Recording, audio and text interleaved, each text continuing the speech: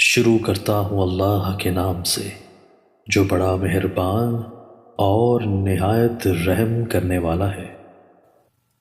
زنا اصل کیا ہے؟ اس کی سزا کس کس کو ملے گی؟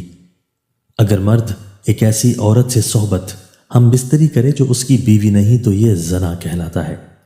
ضروری نہیں کہ ساتھ سونے ہی کو زنا کہتے ہیں، بلکہ چھونا بھی زنا کا ایک حصہ ہے۔ کسی پرائی عورت کو دیکھنا بھی آنکھوں کا زنا ہے۔ زنا کو اسلام میں ایک بہت بڑا گناہ شمار کیا گیا ہے، اور اسلام نے ایسا کرنے والوں کی سزا دنیا میں ہی رکھی ہے۔ مرنے کے بعد اللہ اس کی سخت سزا دیں گے۔ زنا کے بارے میں کچھ حدیث اور قرآن کی آیتیں ہیں۔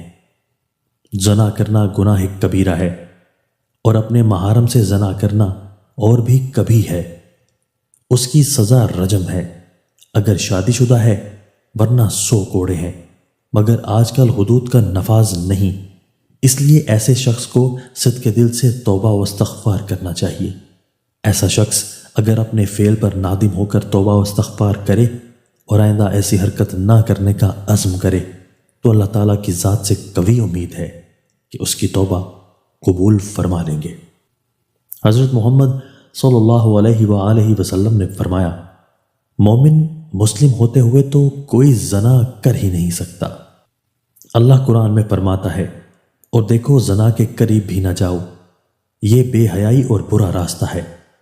القرآن۔ زنا کی سزا اور عذاب۔ اگر زنا کرنے والے شادی شدہ ہوں تو کھلے میدان میں پتھر مار مار کر مار ڈالا جائے، اور اگر کوارے ہوں تو 100 کوڑے مارے جائیں۔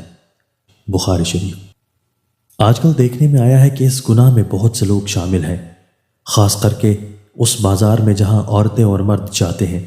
کسی کا ہاتھ کسی کو لگ رہا ہے، کہاں لگتا ہے کچھ معلوم نہیں ہوتا، چاہے لڑکا ہو یا لڑکی، اور پھر اس گناہ کو کرنے کے بعد اپنے دوستوں کو بڑی شان سے سناتے ہیں، بلکہ ان کو یہ بھی ایسا کرنے کی رائے دیتے ہیں۔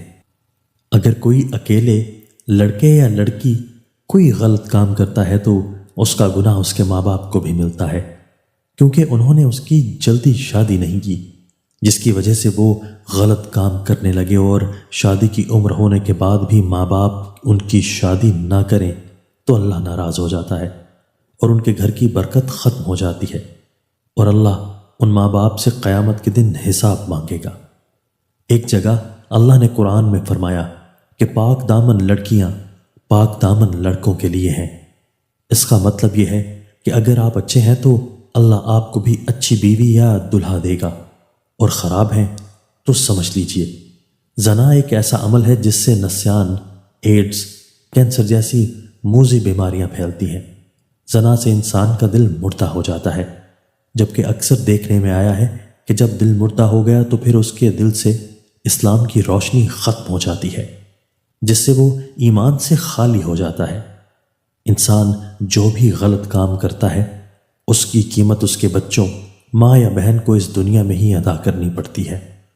اگر آپ نے اپنا جنسی قصہ اپنے دوست سہیلی کو سنایا اور اس کے دل میں بھی ایسا کرنے کی بات آ گئی اور اس نے وہ کام کر لیا تو اس کا گناہ آپ کو بھی ملے گا، کیونکہ آپ ہی نے اس کو غلط راستہ دکھایا ہے۔